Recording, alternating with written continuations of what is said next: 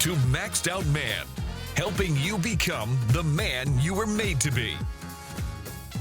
All right. Hey, guys, it's Kevin Davis from the Maxed Out Man podcast, and today we're here with Brett Snodgrass, which is going to be super interesting. Before we get started, I want to remind you, go to maxedoutman.com to learn about memberships and challenges and courses and all the stuff that we offer. Find us on all those social medias as well. So I'm going to do a quick intro for Brett, and then we'll get started. Brett, he's been a full-time real estate investor for, what did you say, 17 years. He specializes in wholesaling, wholetailing, which is a concept so I've done a bunch of BR stuff on my own, but never wholesale. Creative financing and scaling a business from a one-man band to an amazing full team running hundreds of deals per year. So congrats on that. That's super awesome. Brett also heads a ministry for men called Iron Deep, which is a unique men's community made up of risk-taking, mission-minded male business leaders who vow to go beyond success to fulfill their significant purpose in Christ. His new book, The Secret War Within, was written to help to driven entrepreneurs in their own internal battles they fight daily that others don't even realize. While it hits some hard and raw issues, it also serves to be a guide for hope and victory. Also has two podcasts, Iron Deep and Simple Wholesaling Podcast, which you said the wholesaling podcast is currently on sabbatical, right? Mm-hmm. A little bit. Yep. And you can find out more about him, and I'll go ahead and put this out there, irondeep.com, and you can find the book in there or at any major retailer. So, hey, Brett, that's a long intro, right? Like I grabbed that, put that stuff together this morning, and it's so thanks for coming. I really appreciate you coming on board. And I have to say, first of all, your team sent me this amazing, I was like, I have to do this at some point. Has a nice little card. It came in with the book. It's all branded. It has a little papyrus thing looking with some paper in there. And so I was super impressed. Yeah. And I probably even sprayed a little cologne on it just to I have did. a nice touch. I've been sleeping with it under my pillow. So hey, thanks for coming aboard. That's your basic bio, but I know the story goes so much deeper here, and so feel free to. I'd like to know more about your story, and I know since you do the podcast, this is a little interesting to be on this side of the mic sometimes because you get to talk about yourself, right? So which we don't do that often. Now, number one, Kevin, thank you so much for having me on the podcast. I love what you're doing and helping out men and their purpose and having victory in their life. And just kind of saw your transformation over the last several years and just amazing. So thanks again for having me on. And man, just a little bit of bio just to kind of take you guys behind the curtains. Brett Snodgrass, born and raised in Indiana. So I live in Fort Wayne, Indiana. I'm a son of the King. So I'm a Christian man of faith, married to Karen for 11 years, have 4 children. So I'm leading a kind of a chaotic home, right? We got a lot of different moving parts, from 17-year-old daughter to a 5-year-old daughter and 2 boys in the middle. And I run a real estate business. We're called the Simple Team, Simple Quarters, Simple Wholesaling. We're out of Indianapolis, Indiana. Been doing that 17 years. And we've done 3,000, 3,500 deals. It's been a ride, a lot of ups and downs throughout that, but got a beautiful team and a beautiful culture. And so I lead that. Last year, God kind of laid on my heart to start this ministry called Iron Deep, just to kind of work with men, Christian men, business owners, and that's just what I am, right? So it's really just working with myself, and we've had a few events, and right now I'm leading 12 guys called the Iron Core. We're kind of doing life together for a year, and I just love what that group's all about. Wrote the book, Secret War Within, that relates to that ministry as well. And again, pulling back the curtains of men's battles, men's daily battles, the war, the identity. And that's really where the book comes into. And that was a passion project too. So done a lot of different things, and excited to be here, man. So thanks again. Thanks for coming. I mean, this is something that I really value, because what's the story, right? All entrepreneurs are successful. We don't have any problems. It's super exciting. We make a lot of money. None of those things are true, right? I mean, it can be a little exciting, but there's a lot of, I told my guest yesterday that I recorded with this, we go through these times, and I'm kind of in that phase right now for the last month or two where I'm imposter syndrome and some of those kind of things, right? I'm very forward facing in most of my roles. And in different industries. And then at the same time, you get back to the hotel room and dude, I just, am I full of crap? right? Like that was a bunch of BS. Yeah, I mean, I just lied to that audience. Which is not true, but that's Yeah. like the enemy wants to tell us that that's true for sure. And, Mm-hmm. you know, for those of you that are not believers that are listening to this, I would encourage you to, you know, we have tons of different guests on this show, right? For like sure. we're not a Christian podcast. Mm-hmm. I'm not a Christian business owner, as I call myself, but I'm a business owner. Like I don't own a Christian business, but I'm a business owner that is a Christian. Amen. And so if you're not a person of faith, I would encourage you to listen along, because I think that you're probably facing the exact same things in your own life that we face. And then there's this certain hope that we have, right? Yeah. As Christian men, because we have something to lean on that's not just ourselves. Right. And whether you go down that road or not, obviously we would encourage you to do that, because it's something that we find hope in. But I hope you'll listen along anyway and learn from us. Actually learn from Brett. I'm just here I'm ornamental in this process. But so tell me about, first of all, a little background on me. I actually have done a little bit of BRRRR investing, which is more of the, buy, renovate, rent, repeat, refinance, all of that stuff. I like all these terms, right? Wholesaling, and then you mentioned wholetailing. You're like, I don't even know what the crap that is. And then BRRRR, that came out a few years, I don't even 5, 6, 7 years ago, probably from Bigger Pockets. Started talking about this BRRRR strategy, and that's the buy, rent, repeat, refinance, all that stuff. So, buy, renovate, refinance, rent, repeat. Or something like that. Right. Basically, the idea is you buy a house that needs to be renovated. You you get some creative financing. You do the renovation. You refinance to pull some cash out. If you're lucky, hopefully cash flow positive. And then you just do that over and over and over again. Where wholesaling's different, right? Wholesaling's different. You can explain. I don't know much about wholesaling, so why don't you, we'll start on the business side a little bit, but then I want to talk about the rest of it even more. Yeah, definitely. So, I guess I'll just take you back a little bit. So my parents were teachers, and I went to college to be a teacher, got an elementary education degree, and but I've always been interested in business and creating money. Like I always loved just kind of buying and selling things, whether it was candy at school or cars or stereo systems, and it just happened to be houses. And you were that little kid with like the trench coat at recess. You got like Mars bars. I was literally in the 6th grade. I would go to Sam's Club, buy a bunch of candy, take it in at lunch, and sell it for $0.25 a piece to all of my friends. And that's awesome. And my pants were like all heavy with all the change in them coming home. But I was always just interested in creating money. I was a pretty good math guy, and so anyways, I went to college, I became a teacher, but I realized, this just wasn't for me, and nothing against teaching. We need some amazing teachers. My parents are good teachers, but honestly, they just don't make any money at the end of the day. And I was about, bringing, wanting to bring wealth, to have financial freedom, and teaching wasn't going to do that for me. So I started really studying and just kind of landed into real estate and read some books, Rich Dad, Poor Dad, The Millionaire Next Door, just started learning about real estate. And we bought our first house in 2007. So take yourself back. 2007's hitting, starting to go down the great time to buy a house. Well, I'll tell you. But if you're in the business, 2008, 2009 was an amazing time to buy property. Right. Yes. So 2007, towards the end of 2007, we bought our first house, and it was about $9,000. So just take yourself back. Youngstown, Ohio, bought this just really crappy house for $9,000. We ended up selling it for $15,000. We made $6,000. So that was my very first deal. And at that time, I was like, oh my gosh, $6,000. That's like more money I've ever seen in my entire life. What did we just do? I can't believe it. And then we just rinsed and repeat that. The next year in 2008, when the market was at the bottom, we did 150 of those deals. And the market's just gone up from there. I mean, really, I'm blessed, lucky.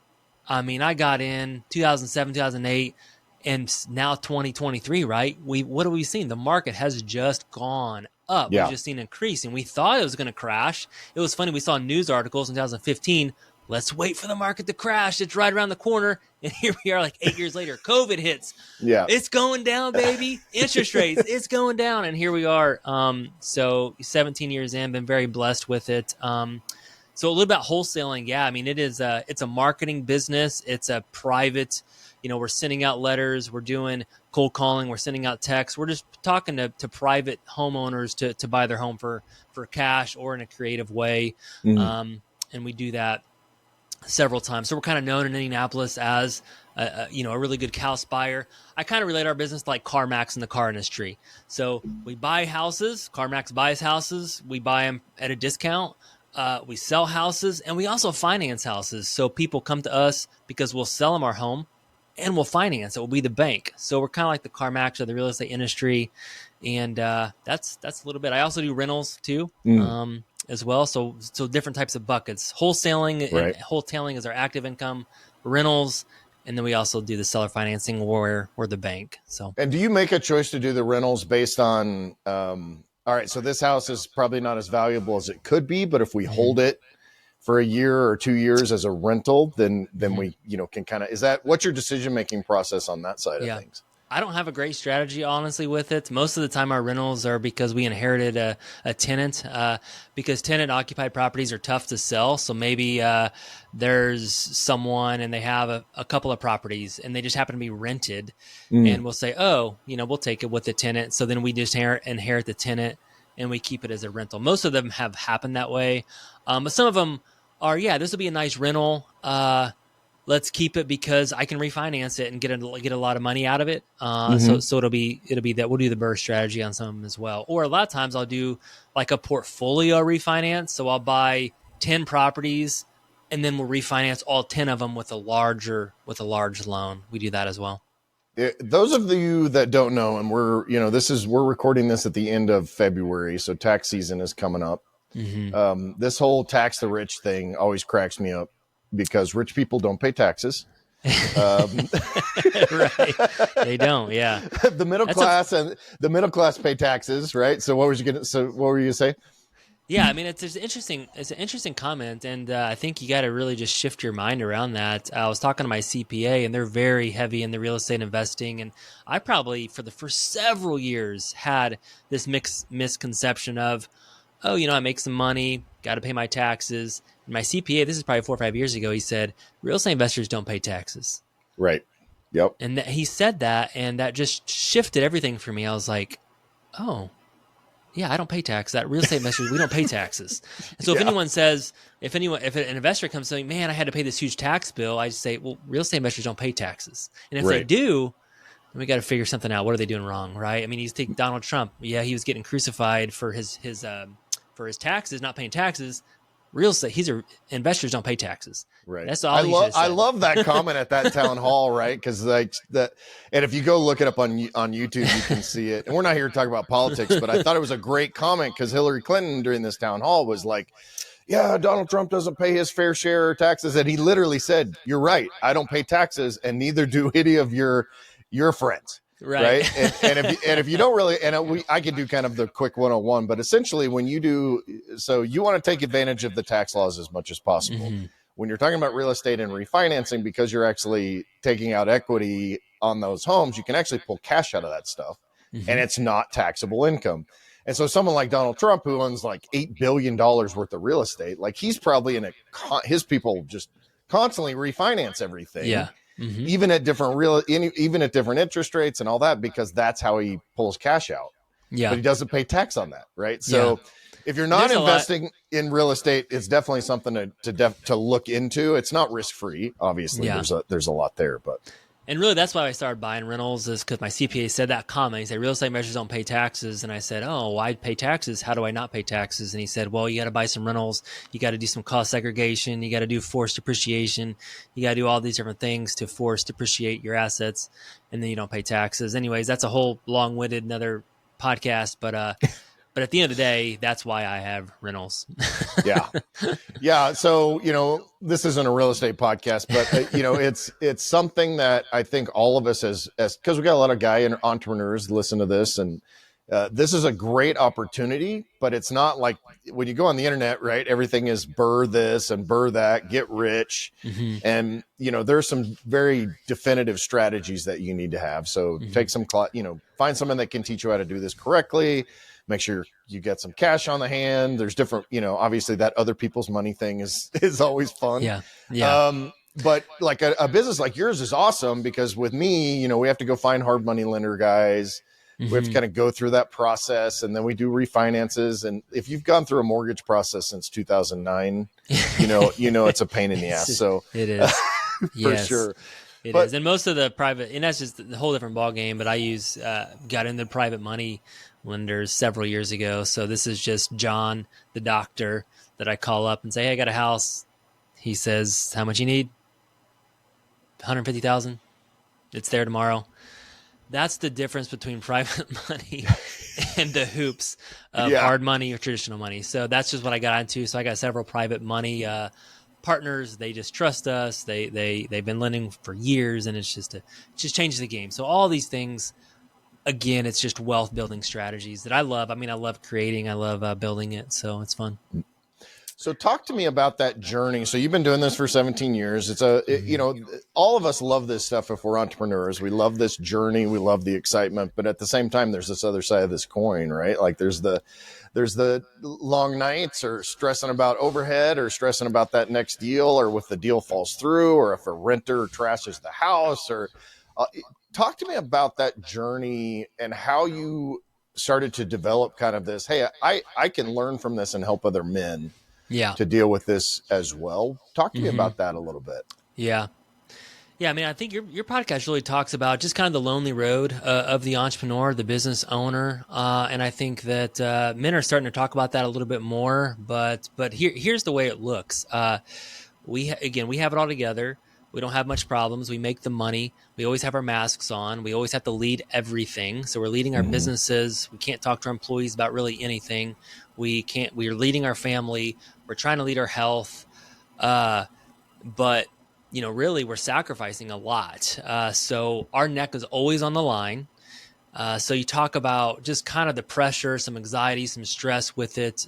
And, if your neck is always on the line, like an employee, they can walk away at any time and maybe they lose a couple of months of paychecks. They get a different job. Your neck is on the line. And I've had to, walk through that for 17 years. People have come into the business and go, our neck's on the line. I can't get away from that. Again, I've made promises as an entrepreneur. You're making promises. I got private lenders I've made promises to. I've got employees I've made promises to. I have to not only feed my own family, I got to feed 16 other people's families. They're counting on that. And you got to kind of keep the machine going. So some of the things, anxiety, stress. I've had late nights. I've been to the doctor's office, had heart checkups, stress tests. My wife has seen it, going through some of these different things. So there's some darkness to it. There's some loneliness to it. And, but then there's obviously rewards. It's fun. You can control your own schedule, have freedom, make as much as what you want, lead team, impact people's lives. So there's all that too. So really, Iron Deep was kind of born about a year ago. And, I was kind of in part of different mastermind groups. I was part of some church groups. We talk about faith. So I've had that world. I was also part of real estate mastermind groups and part of that world.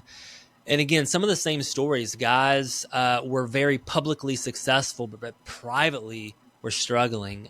Privately, their families were struggling. They were going through relationship issues or divorces or kid issues. Raise your hand if the entrepreneurial world or the businessman struggles with being a father, because it's hard because you're leading all these different things, and sometimes your family gets the leftovers. So they were struggling with that. They were struggling with their health, addictions, alcohol, pornography, all these different things. And and again, some of these groups were great. They helped my business and they were great.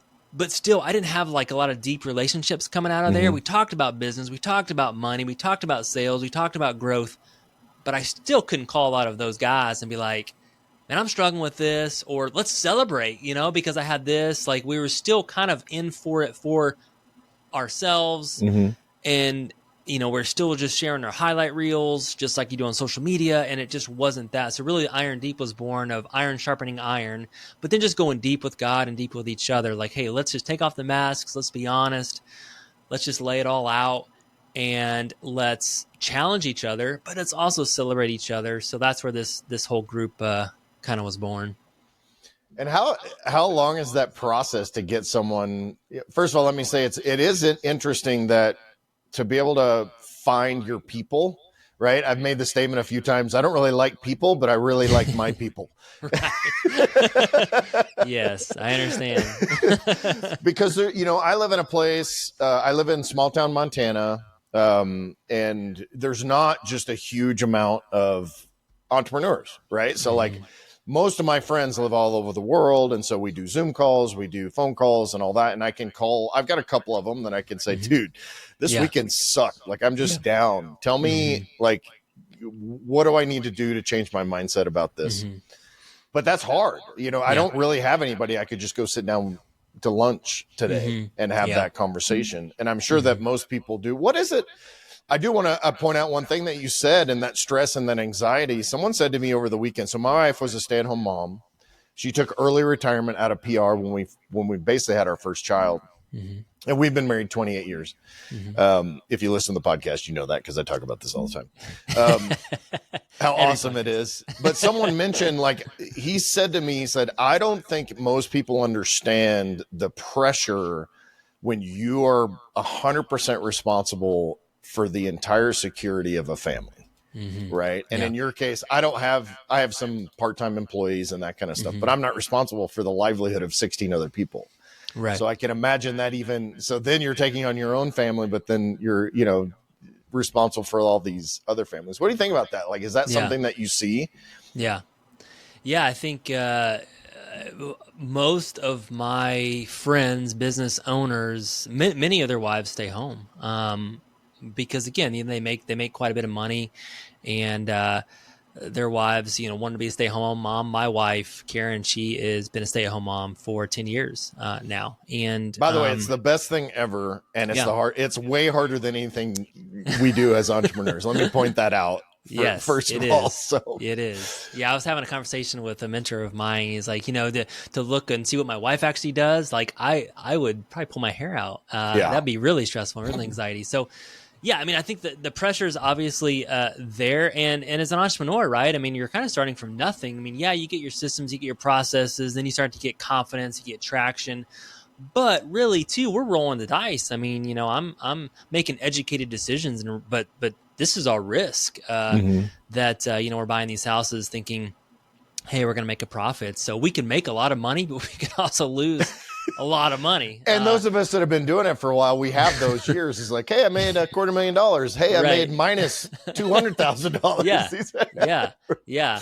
So I think that's some of it. And I think it's just, I think the healthy marriage, right? We just kind of understand each other. She is supportive of me because she sees me a little bit. She sees what I'm kind of going through, but I also see and try to support her and see kind of what she's going through. And it's just this nice teamwork, this kind of dance that we kind of go through. But I think, a lot of my friends, men, they can get stressed out if things aren't going well. We're supposed to be this man, this provider, and you really want to kick a man down is when he can't provide for his family. Yeah. That's when it gets real. And your identity and all your stuff comes out is when you can't provide. Maybe you can't be the weight you want to be, or maybe you can't do some of that stuff.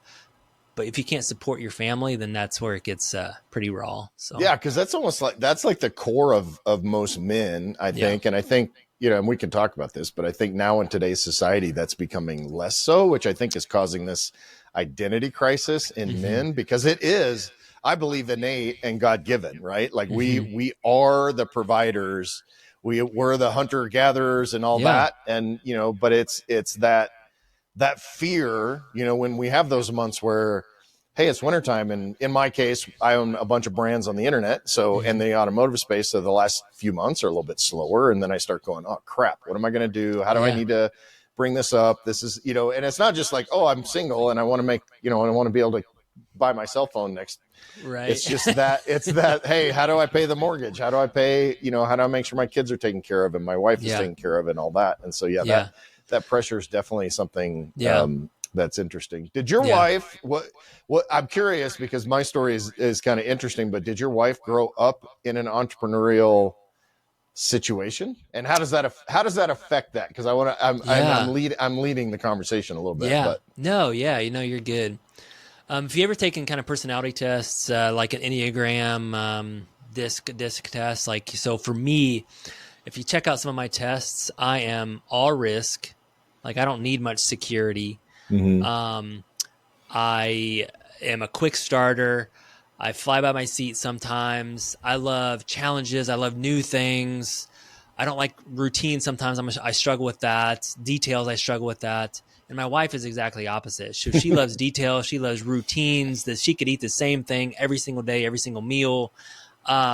She wants 100% security, no risk, no debt. So that's how she operates, and that's how her parents operate. So she grew up and no debt. Her dad and mom built their home in 1981, and they still live in that exact same home, never mortgage on it, never any debt ever. Dave Ramsey, 100% all the way. And then she marries me, and I'm just like, let's just roll the dice. Yeah. So has it been challenging? Sometimes. I mean, I run the business, I run the financials, I pay the bills, I do, that's just kind of like my role in our home, and she glues everything else together. So, we talk about some things, but when it comes to really the nitty gritty business, she probably is an unknown, because it might scare or freak her out. Like, we talk about our bills, things like that, but the business stuff, yeah, that's more of my plate. So it's so crazy and so funny. And I'd love to hear from other men that, other married men, and maybe you can point to this, but my wife is exactly the same. My wife's dad was a LA fireman. He did 20 years. He retired. They never did any debt. We used to teach Dave Ramsey at church. Yeah. And granted, I've made some poor decisions that have gotten me upside down in debt and trying to, consumer debt and crap like that. So there is that, but she is very risk averse. And like, it's something over the last 30 years that we've struggled constantly with. Like, I had a real job up until like 99. So I've been self-employed for 27 years or something like that. And and it's just, that's how I run. I run exactly like what you're describing. She runs exactly like your wife, more or less. And so like I took over the finances. Yeah. She used to be like, the joke was, she could tell me how much change I had in my pocket or sitting on my desk. Like she knew the budget to that. And she finally decided, she's like, look, this stresses me out too much. I can't, too much. Yeah. I can't do it when I see, a new real estate loan for $200,000 or, whatever those things are. Right.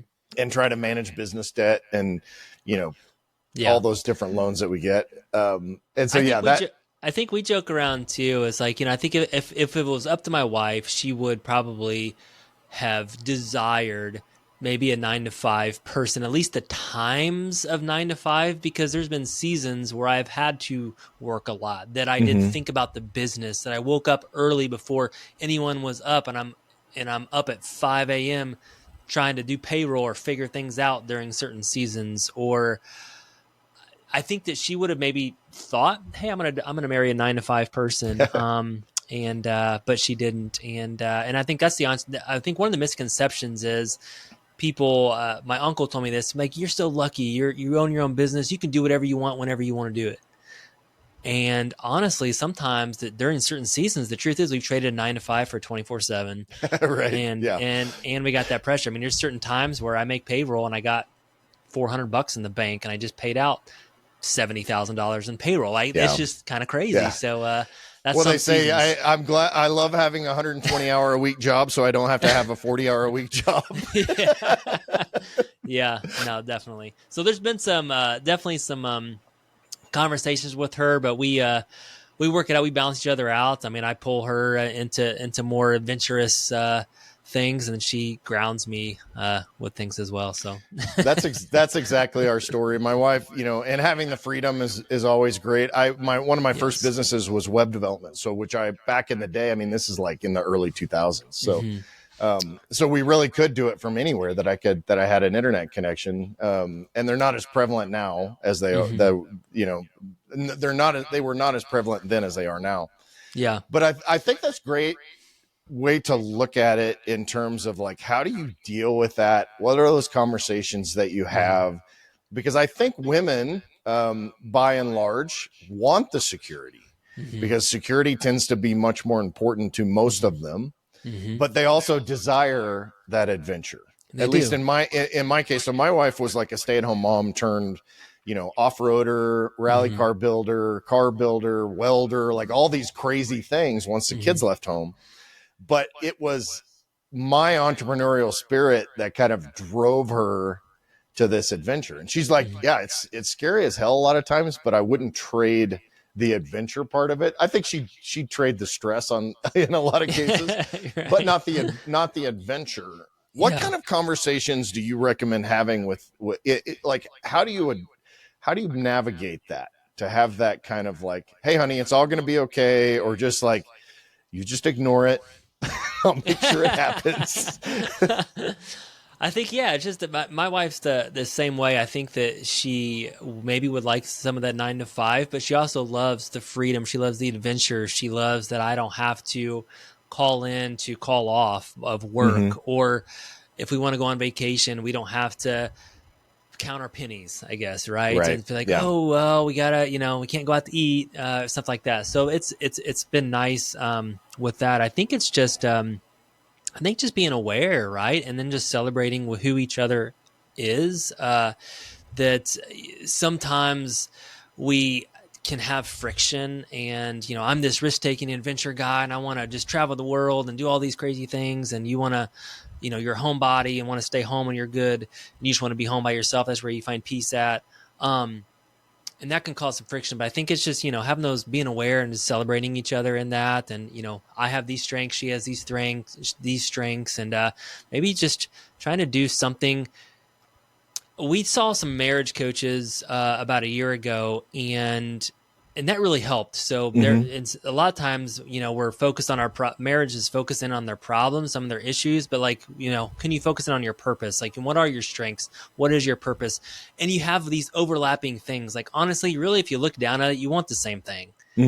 You want these same things. So what are those overlapping things? And then can you look at your life and be like, okay, how can we design some of these things that we overlap on? Some of these things that Brett wants to do, some of these things that Kara wants to do. What are the things that we want to do together? So for example, like we love doing events, we love hospitality, we love all that. So like I was doing this Iron Deep, right, with these men's ministry and men. And I said, well, some of these guys, it's, man, I love to bring my wife.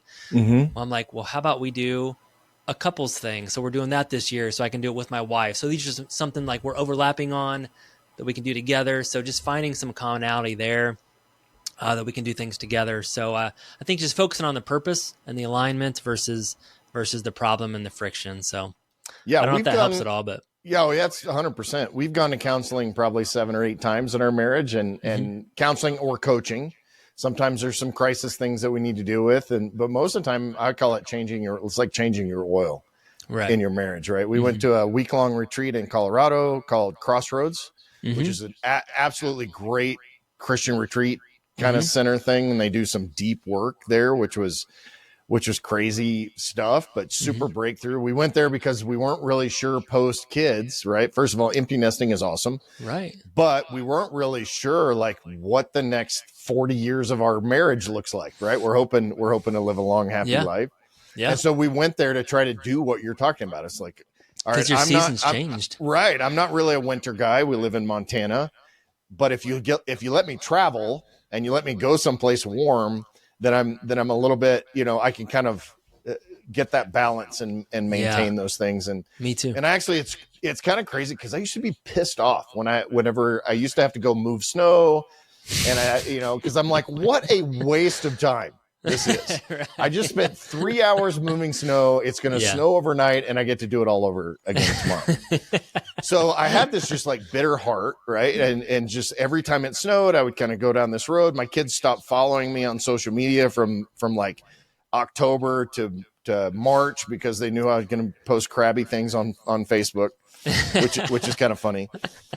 But we went to this counseling center, and I completely changed my ideology about the blessings that we have. And so now I go out, I put, I put my headphones on, I put some worship music on, and like, I'm just thankful to be able to have the home we do, have a long driveway that we have to shovel and plow with the tractor, and having the tractor itself is a blessing. Yeah. But it's that mental shift. But like being able to go and do that deep work is something that really helped us, because she had this fear, right?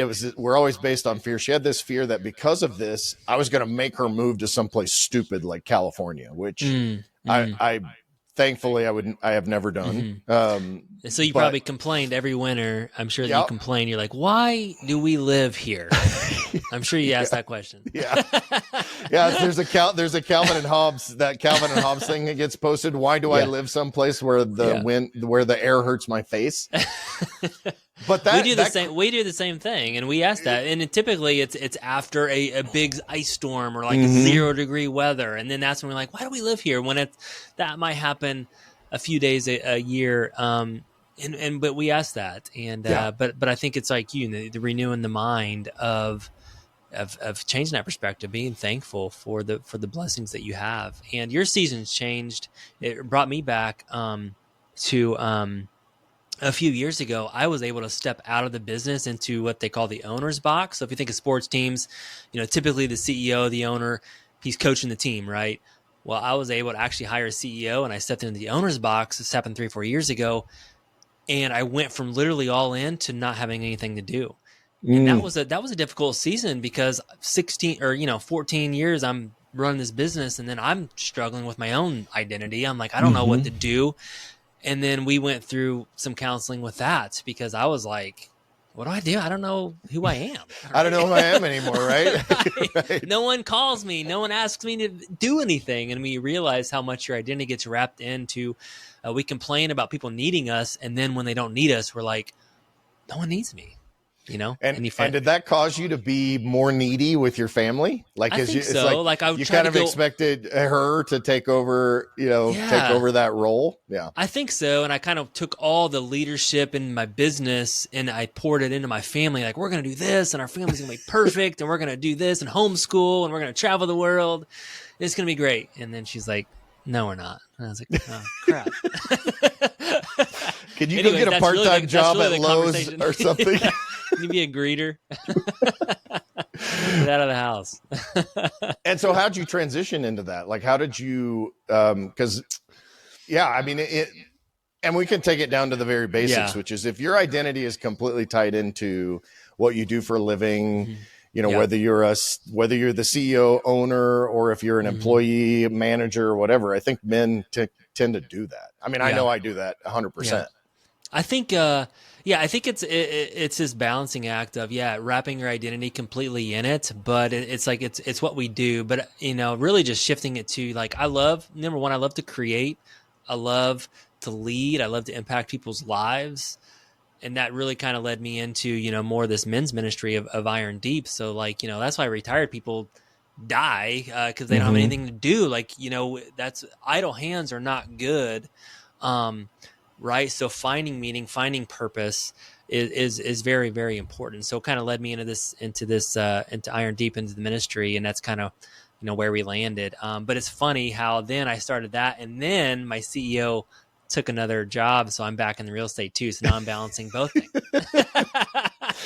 Yeah. It kind of goes that way, right? Yeah. Yeah. And are you you're going to replace that that I don't CEO role? I think everything's a learning season. I took my hands completely off for about 3 years. And I think that was not maybe the best move. I need to be involved. I think I need to be sharp, goes back to iron sharpening iron.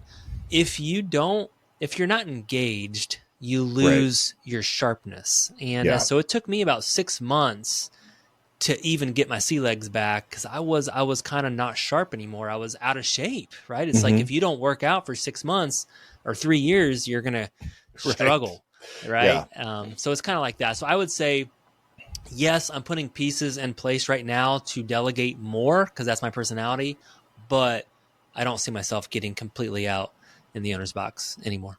Yeah, I like that. I think that's because I think those of us that are entrepreneurs, I love the creating process. Yeah. Michelle jokes and says your hobby is literally creating new businesses. Yeah. Which is, A lot of times it's just you just create chaos and problems. Yeah, too. create chaos. Yeah, that's like I was about to say. I don't really recommend that because it's not necessarily something that leads to great success. But let's talk more about the ministry. I want to talk more about like that transition and like how that got laid on your heart. Kind of how you went through that process of transitioning more into that. Like what's your heart for leading men, and how do you lead men from a Christian perspective? Like we do the same thing, events and retreats and, all that stuff. We're working more towards that in 2024, but we don't do it from like, hey, this is you're a son of the living God. This is your purpose. This is how you lean into that. But I'm trying to weave that spirituality, from a Christian perspective into that. Right. And so there's this difference between, this is a definitive men's ministry where we can approach it like this. And this is more of a, my own ministry. Someone actually said, hey, look, Maxed Out Man is your ministry, whether you want it to say it is or not. It's just not more formal. Right. But I'm interested in that kind of how that transition happened. Cause it's not like you're a lay pastor that went to seminary and all of those things. So you're leading men as what probably is a lay pastor type role. Just talk about that. There's that wasn't really a question in there, but I'm just interested in kind of that whole process and how you view it and how it works. And there's a lot of great programs out there. Yours is an amazing program. There's a lot of men's types of ministries that are great programs. A lot of churches that are great. I think for me, like I was just kind of looking for something different. Churches are great. I go to church. I don't always agree with how we do church in today's world, by being shoulder to shoulder and listening to content by one person. So, we have small groups in church. That's great. And then we got these business groups. That's good. We learn about business. Really, I think for me, I was just searching for just a depth to it all. I was searching for a deeper brotherhood, guys that I could really, do life with, that I could celebrate with, that I could just tell anything to without absolutely no judgment, nothing at all. And they would be there. And that's the desire for Iron Deep, just building that brotherhood. It's tough, right? Cause it takes time. You asked about how do we get there? We kind of start off with the Men's Awakening, and this is a 3-day intensive retreat. We've had a couple of those in the mountains. So we typically sleep under one roof. So you think about your old youth days, maybe church camp, retreats, things like that. This is some, but this is, 30, 40, 50-year-old, 60-year-old guys. We're sleeping under one roof. We're doing life together, breaking bread together. We're going through some programs. We're doing small groups. We're doing some alone time in the mountains. And it is a Christian retreat to find your identity. A lot of it's just wrapped into that identity of who the Father says you are. Who do you think He is? Who do you think each other are?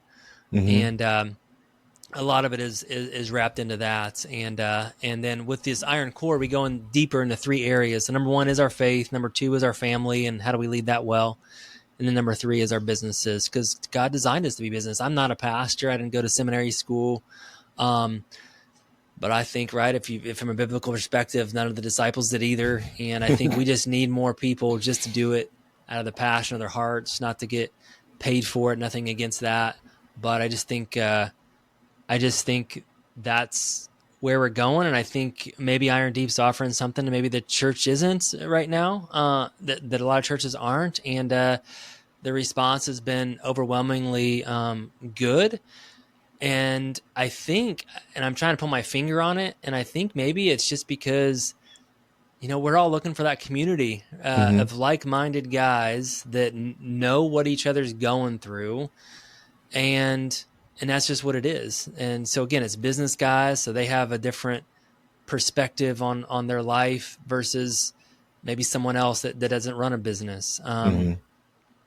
And we're all looking for that brotherhood, that group. And if you don't have that, that's what I'm looking for. And I was like, and I was trying to like find it, and I couldn't quite find it. So I'm going to go create it. I guess so. Yeah. I was like, I'm going to create this, and it's no better or worse than anything else out there. It's almost this environment of raw honesty. Come as you are. Let's love each other as we are. Let's challenge and celebrate each other, and let's just do it together. And it's just guys living on mission together. So, in the 3 areas we really focus on are again, faith, family, and business. And, so that's just what it is. Yeah, I found it really difficult. Like I said earlier, is to try to find my people, and so that's what you need to be with your people. And the buzzword right now is tribe, which is whatever. But you want to be with other men that share similar backgrounds and demographics and day to day and all those, because then that faith aspect of it gets wrapped into that part of your identity. Someone made the comment to me, which I wanted to punch them, in Jesus' name, we'll say. But they made a statement that, like, look, we're all in church together. We all love Jesus. And so we should all be really connected. And I'm like, no, that's not true. Like because I just can't connect. There are certain people that I'm not going to be able to connect with on a very deep level, right? Like I can connect over being a Christian and, all of those things that wrapped up into that. But if I want to talk about what it's like on a daily basis to be an entrepreneur and try to wrap my faith into that and try to lead a God-led life, it's very, very difficult, because I can't look around our church. We have a pretty small church, and say, hey, that guy I know is going through the same crap I am, because there aren't any guys like that in my area. Or in my church. Anyway, there are definitely those in my area. So you're able to create this environment to where men are literally just surrounded by other men like them. Right. Yeah. Which probably opens up that gateway in order to deeper converse. Yeah. And we can just have different conversations, and you can have different conversations in business groups, but let's just say, hey, what's your goal for this month? I want to cut down 500,000 in debt. That topic probably didn't go well in the small group. They're like, what? What are you doing? Right. Or the faith, right? Man, I'm struggling. I want to really just dig into intimacy with the Father, and that might not go over well with the business group. So really just kind of like, like-minded brothers, getting together. And I think I was trying to identify again, so it's part of getting together, but it's also part of raising up the intensity. And I think that, I know you're a big fitness guy. I'm sure, you do, maybe there's tribes that you work out with. The CrossFit community obviously is blown up. There's other groups and community of fitness groups blowing up. I go to my church. I just got from this morning, we got 20 guys that show up. We work out together. Nice. And there's something about that. It raises up the intensity when you're doing things together, or doing something on mission type of together. And I always related it back to maybe like the military, or guys that are going into battle together. There's this unspeakable bond that most of them would die for the other one, right? Yeah. So you look at that and you're like, what is it about that? And that's what I've been thinking, even with Iron Deep and our Iron Core group, is you think about all the guys' movies. Typically it's because there's men on mission together. Men want meaning. They want purpose. They want mission. They want to do something that's impactful, that has meaning. And that's really what we're all about, what we're trying to do together for in a faith perspective for the kingdom. So definitely. That's a great mission to be on, and having those parallel paths between business, mission, and, family, marriage, all those things, because all of that fits together. We talk about man, marriage, and mission, and those are, we all have different pillars, right, that we work through. But part of the mission part of it is, what your faith looks like, what's your purpose, what's your legacy, all of those things. Yeah. And, we as Christian men have a little bit of a not a different one, but we have that side of us that we can wrap into that. And the good news is we have a pretty good book that tells us how to do that. and we have support, in order to do that from God and all that. And it's like you, it really just boils down to just the intentionality. And if we never drift towards better, we never drift towards a good marriage. We always drift towards selfishness, which relates into division of you and your wife. Or you never drift towards just this amazing dad. You never drift towards this entrepreneur. You never drift towards God, honestly, because you got the flesh and the spirit, because you got your own desires, your own selfishness. I want what I want it now, and Brett gets the glory. That's really my flesh talking, and there's just this constant battle of that. So, but to have that group that kind of knows that and to support each other with that, and just to be really intentional. Again, it's not just we're not going just to hang out, just to be a social club. Like there's some of that. But you can get that at your country club, but we're going there for a purpose. We're going to be intentional. We're going to help each other grow. We're going to be on mission. That's who's here. And if you don't want that, then that's the country club. So, yeah, which, honestly, it's much more fulfilling and to have all of those things and just going hitting golf balls and, whatever. So, yeah. And I would guess that that's something that it makes it easier for the men to open up and to really kind of delve into some of those things that they don't share anywhere else. And I realize that that's kind of a process. And I think there's the other thing too. There's the organic guys hang out, and that's obviously part of that too. But in my experience, that just doesn't happen very well in my experience. Maybe because I'm not as intentional, but I get busy. I'm task oriented. I'm running this thing. I'm running my business, and I forget to call. So it's nice to have a scheduled rhythm of getting together, of a structure. For me, that's what I have desired, because if I don't, it just doesn't happen. Like for working out, for example, if we don't have a plan and you just wake up like, I have no idea what I'm going to do, it just don't happen. Right. Yeah. Yeah. So, that intentionality thing is really important because, as men, I think, especially as entrepreneurs, we'll always find something else to do. Yeah.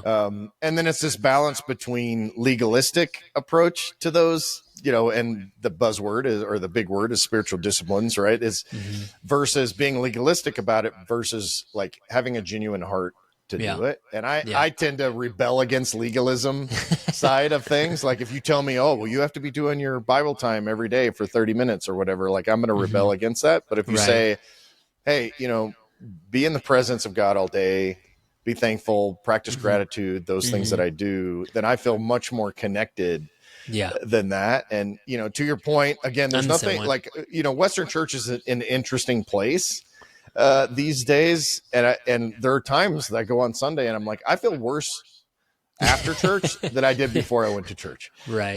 And that's not a great place to be, obviously, but I think that all that to say, we need groups like what you're discussing and what you're running and have led with in order to be able to have that connection. I'm curious about something that we've talked about in the past, in my own groups and family and all that. Is this sort of like being a wealthy business owner as it relates to our faith and Christianity? Because I think sometimes it's easy, and I know my wife has been this way, and we're not rich, right? We're not at all. We're moderately successful, upper middle class. But there have been times when she has been like, I feel trepidation in inviting people over to our home, because she feels almost guilty about having success. And I it's kind of an off the beat question, but I'm kind of curious about your thoughts about that. Cause I would venture to say you're more financially successful, which is fine. Like, I love that because I can learn from you on this, but that seems to be like this judgmental thing with Christians to say, well, must be nice, right? Like that's the great phrase and how that kind of gets wrapped up. I will say that I generaled my own house. I built this house. I didn't frame it, but I did, 60% of the work. And no one knows that. Is your wife telling that during her tour? No, she doesn't. She doesn't say that. By the way, my husband built this and we saved half the money. Yeah. Well, and she did it too. Like, we put in all the wood floors together. We put the tile in. We actually, right now we're building a 3,400 square foot shop by ourselves. The two of us did all that. And so this shed that's 3,400 square foot that could have cost $500,000, maybe costs 150 grand, So, Yeah. but that this whole like, the pauper and being poor and the widow's mite and all these things that we kind of wrap that up. And then you have Solomon, who was, the richest man on earth by 100 times of any wealth that we have now. I'm just, as a successful business guy and a believer, what do you think about all that stuff? Yeah. Yeah. Yeah. I think everything just kind of flows through the heart. So I think it's just a heart posture. And, I think that, I think it's whatever the purpose is behind it. If your purpose is to have a nice home that you can have the spiritual gift of hospitality and then bring people in and to have them feel at home and to serve them, I think that's an amazing thing. And if you live in a beautiful area and you're around God's creation because you love the nature and everything that provides, and you have land with it, I think that's awesome. So I think it's just, for me, the perspective is it's just all his anyways. I think it's just what's the heart posture behind it, what's the purpose behind it. And, because we can all go down that particular road. So, right. So yeah, when you invest into something or buy something, yeah, what's the purpose behind it? So I can't remember and I can barely see it, but I think it's like Joshua. What does that say? Joshua. Wait, maybe it says John 12. And there's I have this over my desk. That's why I'm looking over there. But it says basically, if I start thinking that I did all this, I'm missing the point. Yeah. Right. And that's like that's the thing I try to remind myself, because God's given me certain skills, knowledge, intelligence, network, whatever those blessings are.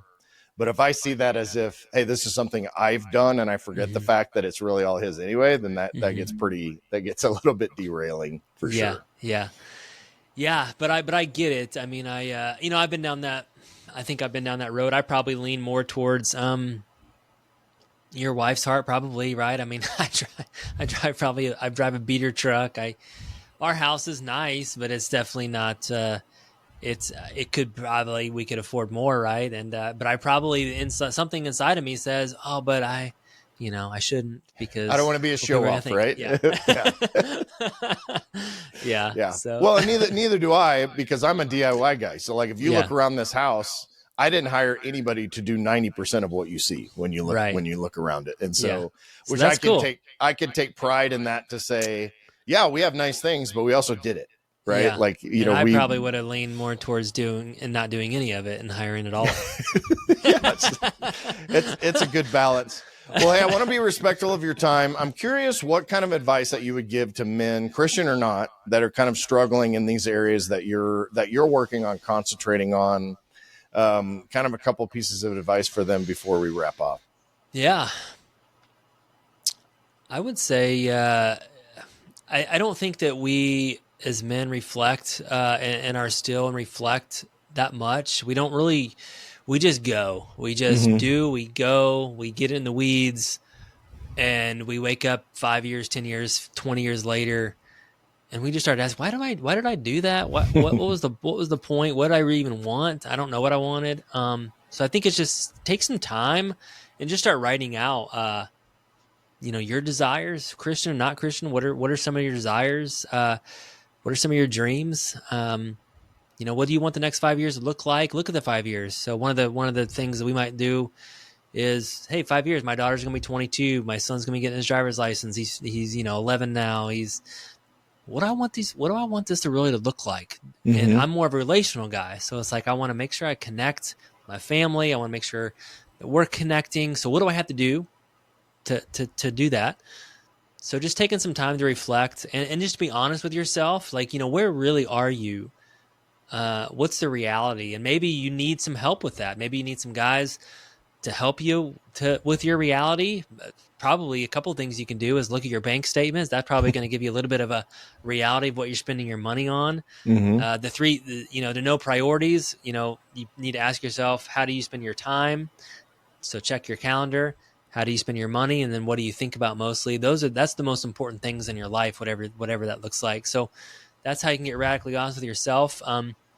So be radically honest with yourself, and then where do you want to go? Yeah. Yeah. What do you want to go? It. So I love it. Well, the book is The Secret War Within, which I said up front that I'd listened to maybe a third of it. And so and what's funny is that I was listening to it at kind of faster speed because I got the audio version. You sent me that nice book. But at some point I'm like, look, I feel like I'm prepared enough to be able to have this conversation, but I want to go back and listen to this book again at normal speed so I can garner more from it. And I think it's very well written. I love the allegory storyline of it because it's not like, preachy. It's very, it reminded me a little bit like, and this is more of a woo-woo book, but there was some weird stuff. The Shack, right? The Shack had kind of this storyline aspect of it. And anyway, it's a great book. So The Secret War Within, you can go to irondeep.com. It's available on Amazon and audiobook and all these things. It's great. It's a great read.